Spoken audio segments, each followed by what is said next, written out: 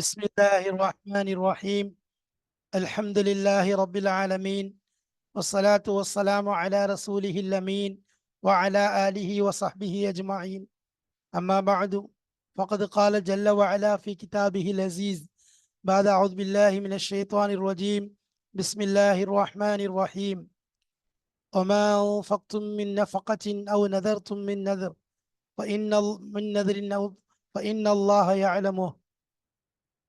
صدق الله مولانا العظيم.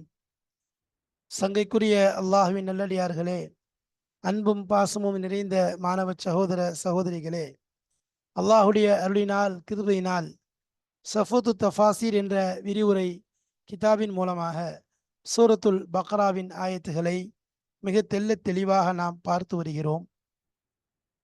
அந்த தொடரிலே இதுவரைக்கும் நாம் அல்ஹம்துலில்லாஹ் 269 ஆயத்துகளை முடித்து 270வது ஆயத்தில் நுழைந்திருக்கிறோம்.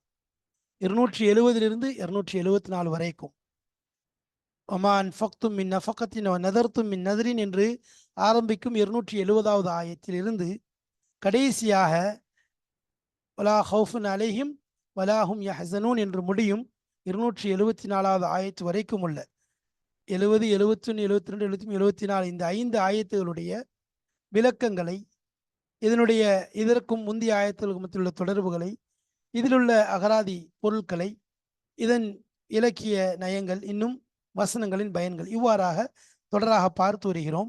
அந்த வரிசையில் இப்பொழுது கடைசி கட்டத்தை, இந்த வசனங்களுடைய கடைசி கட்டத்தை அடைந்திருக்கிறோம். இதில் நம்ம பார்க்க போறது என்ன அப்படிங்கிறத பார்ப்போம். சரி, பாடத்துடைய வரிசையில பார்த்தா 411 411வது பாடம், 411வது பாடத்தை நாம் அடைந்திருக்கிறோம். இந்த பாடத்துல 2 விஷயத்தை பத்தி பார்க்க போறோம். ஒன்னாவது இலக்கிய நயம், இன்னொன்று வசனங்களின் பயன். பொதுவாக கிதாபுடைய ஆசிரியர் நம்ம சொன்ன மாதிரி அந்த தர்த்தீபில் கொண்டு வந்திருக்காங்க. அதே தர்த்தீபில் தான் நாமும் இங்கே நடத்துகிறோம். ஆனால் இப்போ இலக்கிய நயத்தையும் வசனங்களின் பயனையும் ஒரே பாடத்தில் கொண்டு வந்தது நோக்கம் என்னன்னு சொன்னால், இலக்கிய நயத்தில் ஒரு சில விஷயங்களை கொண்டு வந்திருக்காங்க. வசனங்களின் பயன்கள் எப்போதும் கொண்டு வருவோம். அல் ஃபவாயித் என்று கிதாபுடைய ஆசிரியர் தலைப்பு கொடுப்பாங்க, நாம பயன்கள் என்று சொல்லுவோம். ஆனால் இந்த தடவை அவங்க கொடுத்துருக்கிறது அல் ஃபாயிதா. அல் ஃபாயிதானா ஒரே ஒரு பயன். அப்போ அந்த பயனை சொல்றாங்க. அதில் இந்த வசனத்தின் மூலம், இந்த வசனங்களின் மூலம் கிடைத்த பிரயோஜனம் என்ன என்பதை அந்த பயன்ல ஃபாயிதால தெளிவாக சொல்லி காண்பிக்கிறாங்க.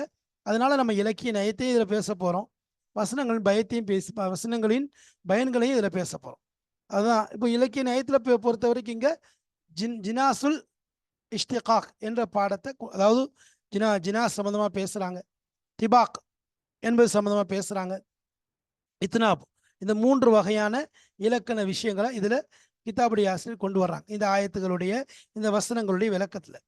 அதே மாதிரி இதுக்கு பிறகு வசனங்களின் பயன்கள்னு சொல்லி இந்த வசனத்தின் மூலம் கிடைக்கக்கூடிய பயன் என்ன என்பதை அழகான முறையில் தெளிவாக சொல்கிறாங்க. அதாவது இதில் வசனங்களுடைய பயனில் என்ன விஷயம் இருக்குதுங்கிறத, அதாவது பொதுவாக அதில் அவங்க முழு இதனுடைய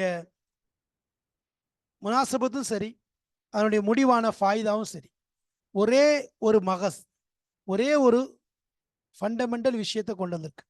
ஆனால் அது அடிப்படை விஷயம், அசலான விஷயம் என்ன?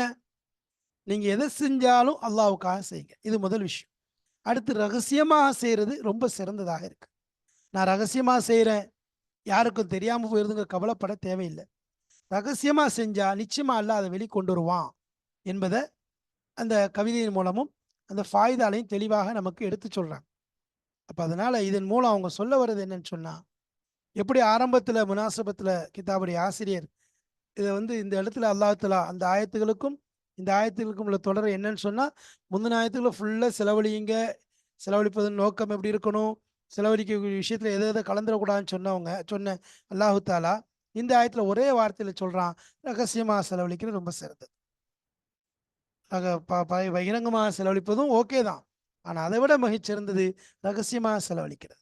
அதனால கிதாபுடைய ஆசிரியர் கடைசியில் 2மே இருக்கிறதுனால 2ல் ரொம்ப சிறந்தது ரகசியமாக செலவழிக்கிறது தான், அதுதான் உயர்ந்ததுங்கிறத சொல்லி, நீங்கள் ரகசியமாக செலவு செய்யுங்க, அல்லாஹ் அதற்குரிய கூலியையும் சரி அதற்குரிய பிரதிபலனையும் கண்டிப்பாக தருவான், அதை பெரிதாக்கி தருவான்ங்கிறதையும் சொன்னாங்க.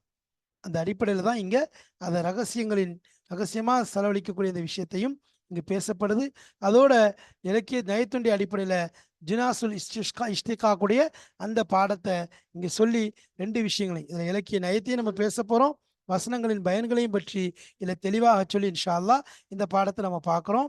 வாருங்கள் கிதாபிற்குள் செல்வோம். கிதாபுடைய ஆசிரியர் எவ்வாறு இதன் விஷயங்களை தெளிவாக நமக்கு விளக்கி தருகிறார் என்பதை படித்துவிட்டு அதை அமல் செய்வோம். இந்த குர்ஆனுடைய ஒளியை நாம் உள்ளத்திலே அல்லாஹ் நமக்கு ஏற்றி வைத்து நேர்வழி எனும் சுடரை நமக்கு தந்தல்வானாக. வாருங்கள் கிதாபிற்குள் செல்வோம். கிதாபுடைய ஆசிரியர் சொல்வதை கேட்போம் இன்ஷா அல்லாஹ். பிஸ்மில்லாஹிர் ரஹ்மானிர் ரஹீம். அல் பலாகத்து. அல் பலாகத்து என்றால் இலக்கிய நயம், இலக்கியம் சம்பந்தமான பாடம். இங்கு நாம் ஆரம்பத்திலிருந்து ஒவ்வொன்றாக பார்த்து வருகிறோம். அல் முனாசபத். முனாசபத் என்றால் தோதுப்பாடு என்பதை பார்த்தோம். தொடர்பு, இந்த ஆயத்துகளுக்கும் முந்தைய ஆயத்துகளுக்கும் மத்தியில் உள்ள தொடர்பு என்ன? அடுத்து அல் லுகா, லொகத்துடைய அடிப்படையில் பார்த்தோம், அகராதி அடிப்படையில். அடுத்ததாக தப்சீர் என்பது பார்க்கப்பட்டுச்சு, தப்சீர் என்பதில் விளக்கங்கள் கொடுக்கப்பட்டது. அடுத்ததாக அல் பலாகா. பலாகா என்பது மொழி அடிப்படையில், அதாவது இலக்கிய நயம், அதில் பொருந்திருக்கக்கூடிய விஷயங்கள். இதை கொண்டும் குர்ஆனுடைய ஆயத்துகளுடைய அழுத்தம், அதனுடைய முன்னால் முகாத்தப் யாரை முன்னோக்கி சொல்லப்படுகிறதோ அவர்களுடைய உள்ளத்தில் ஒரு இது விஷயத்தில் எதை தேவையோ, எதை அவருக்கு புகட்ட வேண்டுமோ, எந்த டோஸ் அவர் கொடுக்கணுமோ அதை கொடுக்க முடியும். அதற்கு ஏற்றாற்போல் அல்லாஹு தஆலா பயன்படுத்தக்கூடிய அந்த வாக்கியங்களை, அந்த வார்த்தைகளை, அந்த நயங்களைத்தான் நாம் இலக்கியம் என்று சொல்லுகிறோம். அதைத்தான் நாம் புரிந்து கொள்கிறோம். ஒமா அன்ஃபக்தும் மின் நஃபகத்தின் அவ் நதர்தும் மின் நதரின் ஃபஇன்னல்லாஹ யஅலமு என்பதாக வருது. இப்போ நீங்கள் செலவினங்களிலிருந்து எதை செலவு செய்கிறீர்களோ, பைன அன்ஃபக்தும் ஒ நஃபகத்தின். இப்போ நஃபகா, அன்ஃபக என்பதும் நஃபகா என்பதுக்கு மத்தியிலே ஜினாசுல் இஷ்டிகாக், இஷ்டிகாக்குடைய ஒரு இன ஒற்றுமை இருக்கிறது. இஷ்டிகாக்குடைய இன ஒற்றுமை முஷ்தக் அடிப்படையில் பார்த்தோன்னு சொன்னா, இரண்டினுடைய முஷ்தக் என்று பார்த்தோன்னு சொன்னா அது ஒரே மாதிரி தான் இருக்கும். நஃபகத்துன் என்பதற்கும் சரி, அன்ஃபக என்பதற்கும் சரி, ரெண்டுக்கும் இன்ஃபாக் என்பதிலிருந்து வந்ததுதான். அதனுடைய முஷ்தக் எடுத்துட்டா அதனுடைய முஷ்தக் அது எதிலிருந்து பிளந்து வந்திருக்கிறதோ அது ஒன்றாகத்தான் இருக்கும்.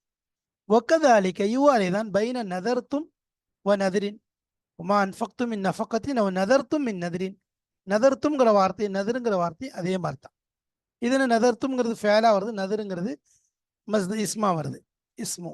அப்போ இந்த ரெண்டுக்கு மத்தியில் ஜினாசுல் இஷ்டிகாக், அந்த முஷ்தக்குடைய அந்த ஒற்றுமை ஓமை இருக்கு. இப்போ ஜினாஸ் என்பது அல் மஹ்சனாத்தில் லஃப்லியாவுடைய வகையை சார்ந்தது.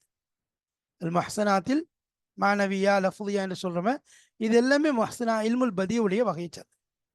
இல்முல் பதியா உடைய கலையை சார்ந்து தான். அந்த அடிப்படையில் பார்க்க போனோம்னு சொன்னால் அல் ஜினாஸ் அப்படின்னா முதல்ல என்னன்னு தெரிஞ்சுக்கணும். ஜினாஸ் என்பது இரண்டு வார்த்தை, இரு வார்த்தை நல்லா புரிஞ்சுக்கொள்ளணும். இரு வார்த்தைகள் மொழிவதில் ஒன்றாக இருக்கும், ஆனால் கருத்தில் வேறுபட்டிருக்கும். அதாவது லஃப்லி அடிப்படையில் மொழிவதில் ஒன்றுபட்டிருக்கும், கருத்து வேறுபாடு இருக்கும், கருத்துல வேறுபாடு இருக்கும். அதான் என்ன சொல்றது, ஜினாஸ் என்பதாக சொல்லுவோம். அது ரெண்டு வகையா இருக்கு. தாமுன்னு ஒரு வகை, கைரத்தாமுன்னு ஒரு வகை. கைரத்தாமுன்னு ஒரு வகை. சரி, இத்தாமுன் கைரத்தாம் ரெண்டுக்கு என்ன? பொதுவா வார்த்தையில ஒன்றுபட்டு இருக்கும், மொழிவதில், அதாவது அர்த்தத்தில், எழுத்துக்கள் லஃப்ல நுத்துக்களை மொழிவதில் ஒன்றுபட்ட மாதிரி இருக்கும், கருத்துக்கள்ல வேறுபாடா இருக்கும் என்று சொன்னோம். அதுல தாம் என்றால் என்ன? தாம் என்றால் 4 விஷயங்கள்ல ரெண்டு வார்த்தையை ஒத்து இருக்கு. 4 விஷயங்கள் ரெண்டும் ஒத்து இருந்துச்சுன்னு சொன்னா அது தாம். உதாரணமா, யௌம தகூமு ஸாஅத்து யுக்ஸிமுல் முஜ்ரிமூன மா லபிஸு கைர ஸாஅ. இப்போ சாஅத் என்ற வார்த்தை இங்க 2 இடத்துல வந்திருக்கு. சாஅத்துங்கிற வார்த்தை 2 இடத்துல வந்திருக்கு பாருங்க. அப்போ சாஅத், சாஅத், சாஅத்துன் என்ற வார்த்தை வந்திருக்கு, 2 இடத்துல வந்திருக்கு. சாஅத்துங்கிற வார்த்தை 2 இடத்துல வந்திருக்கு பாருங்க. யௌம இதே வார்த்தை தான் சாத்துன். அந்த ஆயத்தை நூறுக்கு ஓதுன யௌம தக்கும் உதாரணத்துக்கு யௌம தக்குமு சாஅத்து யௌம தக்குமு சாஅத்து யுக்ஸிமுல் முஜ்ரிமூன யுக்ஸிமுல் முஜ்ரிமூன மா லபிசு கைர சாஅ. இப்போ இங்க அஸ்ஸாஅத்து சாஅத்துன் அப்படின்னு 2 வார்த்தை வந்திருக்கு. இந்த 2 வார்த்தையில பார்த்தோன்னு சொல்லி சொன்னா 2 கலிமாவும் ஒத்து இருக்கிறத பார்க்குறோம். ஒத்து இருக்கிறதுனா என்ன? 2 தடவை சாத்துங்கிற வார்த்தை வந்திருக்கு, மறுமையுடைய நாளை குறித்து வந்திருக்கு. அதில் வந்து ஒன்று வந்து காலத்தை குறிக்குது ஜமான, இன்னொன்று மறுமை நாளை குறிக்குது. ஒரு தடவை மறுமை நாளை குறிக்குது, ஒரு தடவை காலத்தை குறிக்குது. சரி, இப்போ 2 தடவை வந்திருக்குது. இந்த இடத்துல ஒரே அடிப்படையில் பாருங்க, இப்போ 4 விஷயத்துல ஒன்றா இருக்கான்னு பாருங்க. ஒன்றாவது 4 விஷயத்துல இந்த லெஃபு ஒன்றா இருந்துச்சுன்னு சொன்னால் இது தாம் என்பதாக சொல்லுவாங்க. ஹுரூஃப்ல ஒன்றா இருக்கணும். ஹுரூஃப்ல பாருங்க சாத் சாத் ரெண்டுமே ஒன்றா இருக்கு. அடுத்து ஷக்கல், தோற்றத்தில் ஒன்றா இருக்கான்னு பாருங்க, தோற்றத்தில் 2 ஒன்றா இருக்குது. அடுத்து அதது, எண்ணிக்கையில் ஒன்றா இருக்கான்னு பாருங்க, எண்ணிக்கையில் சாத்துங்கிறது ஒன்றா இருக்குது. அதே மாதிரி தர்த்தீபில் ஒன்றா இருக்கா, வரிசைக்கிறமா வரிசையில் ஒன்றா இருக்கு.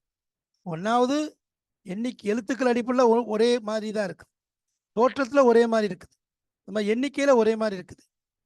அதே மாதிரி ஹருஃபுடைய வகைகளில் ஒரே மாதிரி இருக்குது, தர்த்தீபில் ஒரே மாதிரி இருக்குது. இந்த 4 வகையிலையும் ஒரே மாதிரி இருந்தால், 2ம் ஒத்து இருந்தால் அது வந்து ஜினாசே தாம் என்பதாக சொல்லுவோம். ஜினாசே தாம் என்பதாக சொல்லுவோம். அந்த அடிப்படையில் தான் இது தாம், இது வந்து ஜினாசே தாம் என்பதாக சொல்லப்படுது. சரி, 2வது அல் ஜினாசே கைரத்தாம். அது என்னன்னு சொன்னா 2 வார்த்தையும் லஃபுதுல வந்து என்ன செய்யும், அங்கே லஃபுதுலே ஒற்றுப்பட்டுச்சு, லஃபுதுல என்ன செய்யும் வேறுபட்டிருக்கும். அதாவது அந்த 4 இதுலேயே இல்லை, 4 ஒன்று இல்லாட்டா கூட வகை இல்லை, எழுத்துக்களுடைய வகை அதே போல் இல்லை, அல்லது அதனுடைய தர்த்தீப் ஒரே மாதிரி இல்லை, அல்லது எண்ணிக்கை ஒரே மாதிரி இல்லை, அல்லது அதனுடைய ஷக்கல் ஒரே மாதிரி இல்லைன்னு சொன்னால் அது கைரத்தாம் என்று சொல்லுவாங்க. அதுக்கு உதாரணம் இங்கே இருக்கிறதே பார்க்கலாம். அன்ஃபக்தும் நஃபக்கா. அன்ஃபக்தும் நஃபக்காங்கிறது ஒரே இஸ்திகாக் தான், ஆனால் ஒரே முஸ்தக்லேருந்து வந்தது தான். நதர்த்தும் நதருங்கிறது ஒரே முஸ்தக்லேருந்து வந்தது தான், ஆனால் நதுருன் நதர்த்தும் நதுர், இது நதர்த்தும் நதர், இது அன்ஃபக்கா, இது நஃபக்கா மின் நஃபக்கத்தின். அப்போ 2க்கு மத்தியில் 4 விஷயத்தில் ஒன்றில் வேறுபட்டு இருந்தாலே அது கைரத்தாம். இந்த இடத்துல 2-3 விஷயங்களை வேறுபட்டிருக்கிறதுனால இது ஜினாஸ் கைரத்தாம் என்று சொல்லுவாங்க. ஜினாசுடைய வகை தான், ஆனால் கைரத்தாம். உதாரணமாக ஃபலா ஃபாம்மல் எத்தீம ஃபலா தக்ஹர் ஃபாம்ம சாயில ஃபலா தன்ஹர். தக்ஹர் தன்ஹர் பார்த்தா 2ம் ஒரே உச்சரிப்பு மாதிரி தெரியுது, ஆனால் 2ல பல வித்தியாசம் இருக்கு. அப்போ இதெல்லாம் கைரத்தாம் என்பதாக சொல்லுவாங்க, ஜினாசே கைரத்தாம். சரி, அடுத்து இன் துபுது சதகாத்தி ஃபனிஇம்மாஹிய. நீங்கள் சதக்காவை வெளிப்படையாக செய்தால், வெளிப்படுத்தி செய்தால். அப்போ இந்த இடத்துல ஃபில் இபுதா வல் இஹ்ஃபா, பில் இபுதா வல் இஹ்ஃபா. ஃபில் இபுதானா எனது வெளிப்படுத்துதல், வல் இஹ்ஃபா மறைக்குதல். திபாக்குல் லஃப்லியுன், லஃப்லி ரீதியான திபாக் இருக்கு, லஃப்லி ரீதியான திபாக் ஒப்புமை இருக்குது. லஃப்லி ரீதியான வார்த்தை ரீதியாக ஒற்றுமை இருக்கு. இபுதா இஹ்ஃபா. وإن تبدوا الصدقات إن تبدوا الصدقات فنعما هي وإن تخفوها. துபுது துஹ்ஃபு என்பதாக இபுதா இஹ்ஃபா 2ம் வார்த்தை ரீதியான லஃப்லி ரீதியான ஒப்புமை இருக்கிறது. திபாக் என்றால் என்ன என்பதை ஏற்கனவே நம்ம சொல்லியிருக்கிறோம். திபாக்ங்கிற விஷயம் அதாவது ஒப்பா இருக்கிறது. திபாக்குங்கிறதும் அதே இல்முல் பதியுடைய வகையை சார்ந்தது தான், ஆனால் அது முஹ்சனாத்தில் மானவியாவை சார்ந்தது. அது லஃப்லியான்னு சொன்னோம், இது மானவியா. ஆனால் இங்கே திபாக்கை லஃப்லி தான் வருது. திபாக்கை லஃப்லி என்றால் என்ன, 2ம் வார்த்தை ரீதியாக என்ன செய்யும், ஒரு ஒப்புமை இருக்குது, இபுதா இஹ்ஃபா என்பதாக. ஆனால் மானா ரீதியாக 2க்கும் மத்தியில் வேறுபாடுகள் இருக்கிறத பார்க்குறோம். இதே மாதிரி தான் பைன் லஃபு லைல் ஒன் நஹார், லைல் நஹாருக்கு மத்தியில் ஒரு ஒப்புமை இருக்குது. சிர்ரி வல்ல அலானியா, ரகசியம் பரகசியம், மறைமுகம் வெளிப்படை, இதிலே ஒரு ஒப்புமை இருக்குது. இவையெல்லாம் முஹ்சனாத்தில் பதியாவுடைய வகையை சார்ந்தது. அப்போ திபாக் என்று சொல்லும்போது திபாக்குடைய வகையிலே அதுதான். திபாக்னா ரெண்டு எதிரும் புதிருமான வார்த்தைகளை ஒன்று சேர்ப்பது. இபுதாங்கிறது ஒரு வார்த்தை, இஹ்ஃபாங்கிறது ஒரு வார்த்தை. இது வெளிப்படுத்துதல், இது மறைத்தல். அப்போ ரெண்டும் எதிரும் புதிருமானது, ரெண்டும் எதிரும் புதிருமானது. இங்கே லைல் என்பது இரவு, நஹார் என்பது பகல், ரெண்டும் எதிரும் புதிருமானது. அடுத்து சிர் என்பது ரகசியம், அலானியத் என்பது பராக்சியம். இது ரெண்டும் எதிரும் புதிருமானது. இவைகளெல்லாம் மினல் முஹ்சனாத்தில் பதீஇய்யாவுடைய வகையை சார்ந்ததாக இருக்கிறது. அப்போ திபாக் அப்படித்தான், ரெண்டும் எப்படி இருக்கும்? லித்தா இருக்கும். ரெண்டு வார்த்தைகள் வரும், ஒன்றுக்கொன்று எதிரானதாக இருக்கும். உதாரணமா தஹ்சபுஹும் ஐகாலம் வஹும் ருகூது. தஹ்சபுஹும் ஐகாலம் வஹும் ருகூது. நீங்கள் அவர்களை விழித்து கொண்டு இருப்பவர்களாக நினைக்கின்றீர்கள், அவர்களோ தூங்கி கொண்டிருக்கிறார்கள். அப்போ ஐகாலன் ஒரு வார்த்தை, ஐகாலன்கிறது ஒன்று விழித்து கொண்டிருக்குது. அடுத்து ருக்கூதுங்கிறது தூங்குறது. ருக்கூதுங்கிறது தூங்குறது. ரெண்டும் எதிரும் புதிருமான வார்த்தை. அப்போ இதில் திபாக் வந்து இருக்கு, ரெண்டு லெஃப்ட் எதிரும் புதிருமா திபாக் இருக்கிறத பார்க்குறோம். அடுத்தா அதே மாதிரி லைல் நஹார் ரெண்டுமே அப்படித்தான், எதிரும் புதிரும், இரவு பகல். அப்போ இந்த ரெண்டு வார்த்தைகள் எதிரும் புதிருமாக ஒரே கலாமில் வந்தால் அதற்கு திபாக் என்பதாக சொல்லப்படும். அந்த ரெண்டும் அர்த்தம் ஒரே அர்த்தமாக கொடுத்தால் திபாக்கே ஈஜாபி என்பதாகவும், எதிரும் புதிருமான அர்த்தத்தை கொடுத்தால் அது திபாக்கே சலபி என்பதாக சொல்லப்படும். அப்போ இங்கே பார்த்தா ரெண்டு எதிரும் புதிருமான அர்த்தம் தான். மறைத்தல், வெளிப்படுத்துதல், மறைத்தல், இரவு பகல், சிர் ரகசியம் பரகசியம், எல்லாம் எதிரும் புதிருமான வார்த்தை. ரெண்டுக்கும் மத்தியில் opposites, word and opposites meanings ரெண்டுமே எதிரும் புதிருமா இருக்கு. அப்போ அதனால இது திபாக்கே லெஃபுலியாக இருந்தாலும் திபாக்கே சலபியாக இருக்கு. சரி, இதுக்கு பிறகு திபாக் என்பதாக சொல்லுவோம். இதனுடைய உதாரணங்கள் குரான்ல ஏற்கனவே பல இடங்கள்ல நம்ம சொல்லியிருக்கிறோம். அடுத்ததாக அன்தும் லா துதுலமூன் யூஃப இலைக்கும் அன்தும் லா துதுலமூன், நீங்கள் பரிபூர்ணமாக அதை திருப்பி கொடுக்கப்படுவீர்கள். அன்தும் லா துதுலமூன், நீங்கள் அநீதி இழைக்கப்பட மாட்டீர்கள்.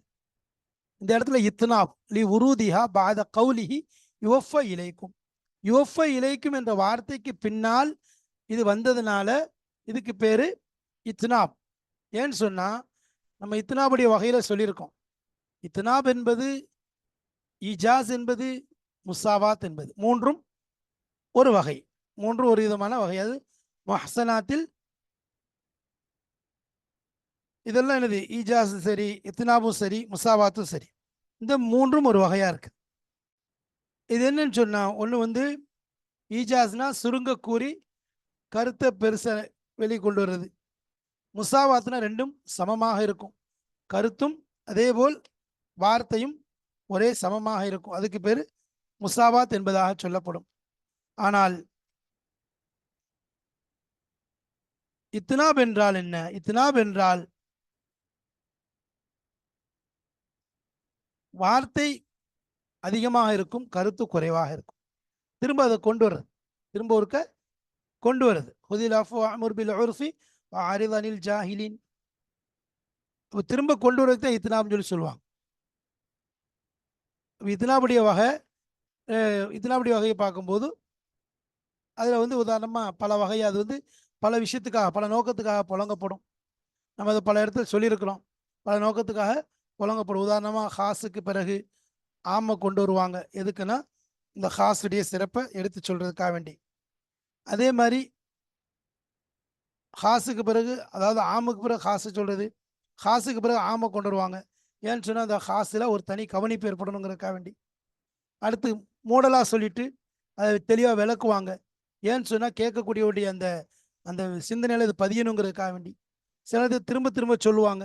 ஏன்னா இதில் வந்து அதில் வந்து ஒரு ஒரு கவலை ஏற்படணும், ஒரு கை சேதம் ஏற்படணுங்கிறதுக்காக வேண்டியும், அதே போல் ஒரு இடைவெளி, நீண்ட இடைவெளி ஏற்பட்டுருச்சுங்கிறதுக்காக வேண்டி திருப்ப சொல்லுவாங்க. இப்படி பல நோக்கத்திற்காக வேண்டி இத்னாபுங்கிறது புழங்கப்படும். இங்கே அந்த அடிப்படையில் தான் புழங்கப்பட்டிருக்கு. அதாவது யுவஃப இலைக்கும்னாலே போதும், யுவஃப இலைக்கும் உங்கள் மீது உங்களுக்கு பரிபூர்ணமாக கொடுக்கப்படும் அப்படிங்கிறது போதும். இந்த ஆயத்தில் அல்லாஹ் சொல்லுவது ஒமா, அதாவது நீங்கள் என்ன செய்றீங்க, நீங்கள் அதை கொடுத்தீங்கன்னு சொன்னால், அது நீங்கள் வந்து அல்லாஹ்வுக்காக செலவழிச்சிங்க அப்படின்னு சொல்லி சொன்னால் அது கண்டிப்பாக உங்களுக்கு திருப்பி கொடுக்கப்படும் அப்படின்னு சொல்லி சொல்கிறது. அல்லாஹ்வுக்காக கொடுத்தீங்கன்னா அது திருப்பி கொடுக்கப்படும். உதாரணமா நம்ம சொல்லக்கூடிய ஆயத்து என்ன? லைஸ அலைக்க ஹுதாஹும் வலாக்கின் அல்லாஹ யஹ்தி மய்யஷா வமா துன்ஃபிகும் மின் கைரின் ஃபலி அன்ஃபுசிக்கும் வமா துன்ஃபிகும் இல்லா இப்திகா வஜ்ஹில்லா வமா துன்ஃபிகும் மின் கைரின், நலவிலிருந்து நீங்கள் எதை செலவு செய்கிறீர்களோ யோஃப இலைக்கும், யோஃப இலைக்கும் அது உங்கள் பக்கம் திருப்பி கொடுக்கப்படும், உங்களுக்கே அது திருப்பி மீட்டப்படும்ங்கிறது முடிஞ்சு போச்சு. யோஃப இலைக்கும் அவங்களுக்கு பரிபூர்ணமா செய்யப்படுங்கிறது முடிஞ்சிச்சு. அப்போ இதுல வந்து அல்லாஹ் சொல்லிட்டேன் தெளிவா, என்னது? யோஃப இலைக்கும் உங்களுக்கு திருப்பி கொடுக்கப்படும் சொன்னதுக்கு பிறகு வான்தும் லா துதுலமூன், நீங்க அநீதி இழைக்கப்பட மாட்டீர்கள். அப்ப இந்த இடத்துல இப்ஹாமுக்கு பிறகு நினைச்சாங்க ஈலாஹ் தெளிவா சொல்றது. அல்லதி மானாஹு யஸ்இலுக்கும், உங்களிடம் வந்து அடையும், வாஃபியன் பரிபூர்ணமான முறையில், கைர மன்கூஸ் எந்த குறையும் இல்லாமல் உங்களிடம் பரிபூர்ணமான முறையில் அவைகள் வந்து சேரும். அப்ப இந்த இடத்துல இப்ஹாமுக்கு பிறகு மூடலாக சொன்னதற்கு பிறகு ஈலாஹ் தெளிவாக சொல்லப்பட்டிருக்கு. அல் ஈலாஹு பாதல் இப்ஹாம், பாதல் இப்ஹாம், அதாவது இப்ஹாமாக சொன்னதுக்கு பிறகு ஈலாஹ் கொண்டு வருது. மூடலா சொல்லியாச்சு, அதுக்கப்புறம் தெளிவா சொல்றோம். ஏன்? லி தக்ரீரில் மஅனா ஃபீ திஹ்னி சாமியா, கேட்கக்கூடியவருடைய அந்த சிந்தனையில இந்த விஷயத்தை பதிவு செய்வதற்காக வேண்டி மீண்டும் ஒரு இடத்துல சொல்லியாச்சு, உங்களுக்கு முழுசா கொடுக்கப்படும் சொல்லிட்டு திரும்ப ஒருக்கு எனது அநீதி இழைக்கப்பட மாட்டாது. இது இத்னாப் என்று சொல்லுவாங்க. இதுல வார்த்தைகள் அதிகமா இருக்கும், ஆனா கருத்து ஒரே கருத்தா தான் இருக்கும். தனஸ்ஸலுல் மலாயிகத்து ஒரு ரூஹ், நம்ம சொன்ன மாதிரி மலக்குமார் இறங்குறாங்க, ஜிப்ரீல் இஸ்லாமும் இறங்குறாங்க. ரூஹுங்கிற வார்த்தையை திரும்ப சொல்றது, ரூஹ் ஃபீஹா, அதில் திரும்ப சொல்றது எதுக்குன்னா, அதே மாதிரி சில இடங்கள் இப்ஹாமுக்கு பிறகு ஈலாஹ் சொல்றது வ கதைனா இலைஹி தாலிக்கல் அம்ருன்னு சொல்லிட்டான், முபுகமா சொல்லியாச்சு. சொன்னதுக்கு பிறகு அன்ன தாபிர ஹாவுலாய் மக்தும் முஸ்பிஹீன், அதை விளக்கமா என்ன செய்ய திரும்ப எடுத்து சொல்றதுக்கு தான் இத்னாப் பாதல் இப்ஹாமி, அல் ஈலாஹு பாதல் இப்ஹாமி என்று சொல்றது. சரி, அப்போ இது வந்து மூணாவது ஆயிடுச்சு. இங்க இலக்கிய நயத்துல சொல்லப்பட்ட விஷயங்கள ஒன்னாவது நமக்கு வந்து ஜினாஸ் இஷ்திகாக் அதை பற்றி பேசப்பட்டது, அடுத்ததாக திபாக்கை லஃபுதியை பற்றி பேசப்பட்டது, அடுத்ததாக இத்னாபை பற்றி பேசப்பட்டிருக்கு. அவங்க சொன்ன வந்திருக்கக்கூடிய இதன் அடிப்படையில் இலக்கண அடிப்படையில் பார்த்தா ஜினாஸுங்கிற ஒரு வார்த்தை ஒரு வகை வந்திருக்குது, ரெண்டாவது திபாக்ங்கிற ஒரு வகை வந்திருக்குது, மூணாவது இத்னாபுங்கிற ஒரு வகை வந்திருக்கு. அப்போ 3 வகையை நம்ம இங்க பார்த்துருக்கோம். சரி, இது இலக்கிய நயத்துடைய விஷயங்கள். அடுத்து அதை தொடர்ந்து ஃபவாயிதுடைய விஷயங்களும் சொல்லப்படுது. ஃபவாயிதுடைய விஷயங்களை பார்ப்பவாங்க, அதையும் இதில் தெரிஞ்சு. அடுத்ததாக இலக்கிய நயத்திற்கு பிறகு பொதுவாக கிதாபுடைய ஆசிரியர் ஃபவாயித் என்று கொண்டு வருவாங்க. ஃபவாயித் என்று கொண்டு அதிகமாக இருந்துச்சுன்னா ஃபவாயித் பன்மையாக கொண்டு வாங்க, 2க்கு மேற்பட்டதாக இருந்தது. இங்கே ஃபாயிதத்துன்னு கொண்டு வந்திருக்காங்க, ஃபாயிதத்துன். சில இடங்களில் தம்பின்னு கொண்டுருவாங்க. இப்போ இங்கே ஃபாயிதத்துன் பயன், இதன் மூலம் கிடைக்கக்கூடிய பயன் என்ன? கால பாதுல் ஹுக்கமா, ஹுக்கமாக்களில் சிலர் கூறுகிறார்கள். ஹுக்கமாக்கள்னா ஹக்கீம்கள், ஞானிகள், அறிவாளிகளில் சிலர் கூறுகிறார்கள், இதஸ்தனஅத்தல் மஅரூஃப ஃபஸ்துர்ஹு, நீ நன்மையான காரியங்கள் நீ செய்து வந்தால், இஸ்தனா நீங்கள் நன்மையான காரியங்கள் செய்தால், ஃபஸ்துர்ஹு அதை நீ மறைத்து விடு, பகிரங்கப்படுத்தாது. நல்ல விஷயங்கள் செய்வதை அல்லாஹ் விரும்புகிறான், செய்து கொண்டே இரு, ஆனால் ஃபஸ்துர்ஹு அதை மறைத்து விடு. நலவான விஷயத்தை செஞ்சு என்ன செய்யறது, அதை மறைக்கிறதுக்கு அல்லாஹுக்கு ரொம்ப பிடிக்கும். ஆனால் அல்லாஹ் அதை வெளிக்கொண்டு வருவான். அல்லாஹ் கண்டிப்பாக அதை வெளிக்கொண்டு வருவான், எந்த விதத்திலையும் அதை வீணாக விட மாட்டான். அதில்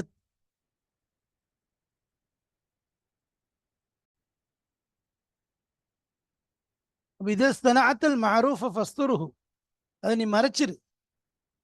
இவன் நலவு செய்தா அதை கண்டிப்பாக மறைத்து விடு. ஒய்தஸ் துனியா இலைக்க ஃபன்ஷுர்ஹு, உன் பக்கம் ஏதாவது நலவு செய்யப்பட்டால் அதை பரத்து விடு. பரத்து எல்லாருக்கும் சொல்லுன்னு அர்த்தம். உனக்கு யாராவது நலவு செஞ்சா, நீ யாருக்காவது நலவு செஞ்சா அதை சொல்லி காட்டி கொண்டு அலையாத, அதை திரும்ப திரும்ப ஃபேமஸ் பண்ணிட்டு மஷூர் ஆக்கிட்டு அலையாத, எல்லாருக்கும் தெரிகிற மாதிரி. அதில் சில நேரம் அவருக்கு நோவினை ஏற்படலாம், இகழ்ச்சி ஏற்படலாம், பலவிதமான காரியங்கள் இருக்கு. அதே நேரத்தில் உனக்கு யாராவது உதவி செஞ்சா நீ அதை மறந்துடாத. சொல்லுவாங்களே, நன்றி மறப்பது நன்றன்று, நன்றல்ல அது அன்றே மறப்பது நன்று. நலவான விஷயத்த நமக்கு செஞ்ச நலவுகளை நினைச்சு வச்சிருக்கணும், மறக்கக்கூடாது. ஆனால் நமக்கு யாராவது கேலி செஞ்சாங்கன்னு சொன்னால் அதை மறந்துடணும். நாம யாருக்காவது நலவு செஞ்சாலும் அதையும் மறந்துடணும். அப்போ அது விஷயம் தான் இங்கே சொல்லப்படுது. யுஹ்ஃபி வ அன்ஷது ஒரு கவிதை பாடினார்கள். யுஹ்ஃபி சனாஇஅஹு, அவர்கள் செய்வதை அவர்கள் மறைத்து விட்டார்கள். யுஹ்ஃபினா மறைத்து விடுகிறார்கள். சனாஇஅஹு, அவர்கள் செய்யக்கூடிய நலவுகளை எல்லாம் மறைத்து விடுகிறார்கள். வல்லாஹு யுல்ஹிருஹா, அல்லாஹு தஆலா அதை வெளிப்படுத்தக்கூடியவனாக இருக்கிறான். அது அல்லாஹ் வெளியே கொண்டு வந்துருவான். இன்னல் ஜமீல, நல்ல விஷயங்கள், நலவான விஷயங்கள், நல்ல அமல்கள், இதா அஹ்ஃபைத்தஹு, அதை நீ மறைத்தால், லஹரா, அல்லாஹ் அதை வெளிப்படுத்திடுவான். கவிதை அடிப்பில் யுல்ஹிருஹா லஹரான்னு சொல்லி கவிதையுடைய அடிப்பில் வந்திருக்கு. லஹரா, அது வெளிப்பட்டு விடும் அர்த்தம். அதை மறைத்தாலும் வெளிப்பட்டு விடும். அப்போ ஹஜ்ரத் அபூ தல்ஹா, ஒரு சஹாபியுடைய, அன்சாரி சஹாபியுடைய விஷயத்துல வரக்கூடிய விஷயம். நபி ஸல்லல்லாஹு அலைஹி வஸல்லம் ஒரு நாள் தன்னுடைய அவையில தன்னுடைய தோழர்கள்ட்ட சொல்றாங்க, விருந்தாளி ஒருத்தர் வந்திருக்கிறார், யாராவது இவர் அழைச்சி கொண்டு போங்கன்னு சொல்றாங்க. முதல்ல தன்னுடைய வீடுகள்லாம் கேட்டு பார்க்குறாங்க, எதுவும் இல்லை.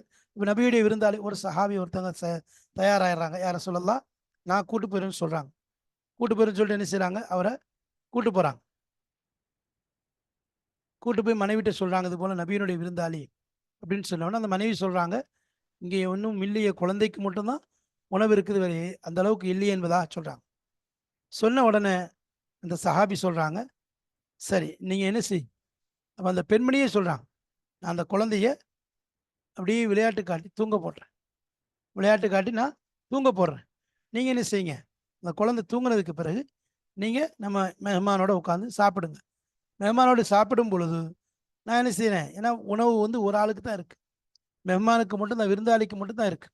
அப்படி சாப்பிடும்போது நான் என்ன செய்கிறேன், விளக்க சரி செய்கிற மாதிரி உட்காந்து அதை நைஸாக அணைச்சிட்றேன். அதுக்கு பிறகு நீங்கள் என்ன செய்யுங்க, சாப்பிட்றது போல் பாவனை செய்யுங்க.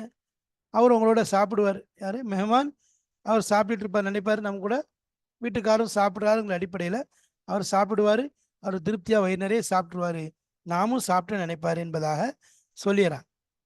அப்போ இதே போல் யாருக்கும் தெரியாது, அல்லாஹ்வுக்கு மட்டும்தான் தெரியும். சாப்பாடு இல்லைங்கிறத அவங்களும் காட்டிக்கொள்ளலை, அந்த வீட்டு ஆணும் காட்டிக்கொள்ளலை. அதுக்கப்புறம் அந்த குழந்தைகளுக்கும் தூக்கத்தை போட்டாங்க. இப்போ அந்த பெண்மணி இரவு லைட்டை அணைத்து விட்டார்கள். அந்த மனிதனும் திருப்தியாக சாப்பிட்டாங்க. ஆனால் என்னது, இந்த சஹாபியும் சாப்பிடலை, அவங்க மனைவியும் இரவு பட்டினியாகத்தான் கழித்தார்கள், குழந்தைகளும் பட்டினியோடு உறங்கிவிட்டார்கள். இவர்கள் செய்த இந்த செயல் அந்த விருந்தாளிக்கு கூட தெரியாத அளவிற்கு அல்லாஹு தாலா கிருபை செய்து விட்டான். ஆனால் இங்கே ஏற்பட்ட விஷயம் என்னன்னு சொன்னால், இந்த விஷயத்த அவங்க யார்கிட்டையும் சொல்லவும் இல்லை, யாருக்கும் எத்தி வைக்கவும் இல்லை. ஆனால் அல்லாஹு தாலா நபி ஸல்லல்லாஹு அலைஹி வஸல்லம் அவர்களுக்கு மறுநாள் வஹீயின் மூலம் தெளிவாக எடுத்து கூறிவிட்டான். எந்த நிலையிலையும் இவர்கள் செய்த அந்த தியாகத்தை, யுஸ்ரிஊன அலா அன்ஃபுஸிஹிம் வலவ் கான பிஹிம் ஹஸாஸா, அவர்களுக்கு வறுமை ஏற்பட்ட நிலையிலேயும் தேவை ஏற்பட்ட நிலையிலேயும் அவர்கள் தங்களுடைய தேவையை என்ன செய்யலாங்க, பிற்படுத்தி அல்லாஹ்வுடைய ரசூலுடைய அந்த தேவையை நிறைவேற்றி விட்டார்கள் என்ற அடிப்படையில் சொல்லிட்டான். இது அல்லாஹ் சொன்ன ஒரு பெரிய விஷயமாக இருக்குது. அப்போ அல்லாஹு தாலா நலவுகளை மறைச்சாலும், என்ன நம்ம வந்து நலவுகளை ரகசியமாக செய்தாலும் அல்லாஹு தாலா அதை வெளிப்படுத்தக்கூடியவனாக அல்லாஹு தாலா இருக்கிறான் என்பதை நாம் தெரிந்து கொள்ள வேண்டும். அதாவது நம்ம எவ்வளோ பெரிய ரகசியம் செஞ்சாலும், இஹ்லாஸா செய்தாலும் அல்லாஹ் அதை வெளிப்படுத்திடும். அதான் இதில் இன்னல் ஜமீல இதா அஹ்ஃபைத்தஹு லஹரா, கண்டிப்பாக அது வெளியாகிவிடும். எனவே நாம் செய்யக்கூடிய நலவுகளை அல்லாஹ்வுக்காக வேண்டி மட்டும் செய்தால் அல்லாஹ் அதில் கிருபை செய்வான், அருள் புரிவான், எந்த நஷ்டமும் அதில் ஏற்படாது என்பதை தெரிந்து கொள்ள வேண்டும். அதை பன்மடங்காக்கி தரக்கூடிய வல்லமை கொண்டவனும் அல்லாஹ்வாக இருக்கிறான். அல்லாஹு தஆலா அப்படிப்பட்ட இஹ்லாஸான அமல்களை நமக்கு தந்து நம்முடைய நல்ல அமல்களை கபூல் செய்வானாக. தீய செயல்களை விட்டும், அடுத்தவர்கள் பார்க்க வேண்டும் என்று செய்வதை விட்டும், புகழை விரும்பி செய்வதை விட்டும் அல்லாஹ் பாதுகாத்தருள்வானாக. வாஹிர் தாவானா அல்ஹம்துலில்லாஹி ரப்பில் ஆலமீன். அஸ்ஸலாமு அலைக்கும் வரஹ்மத்துல்லாஹி வபரகாத்துஹு.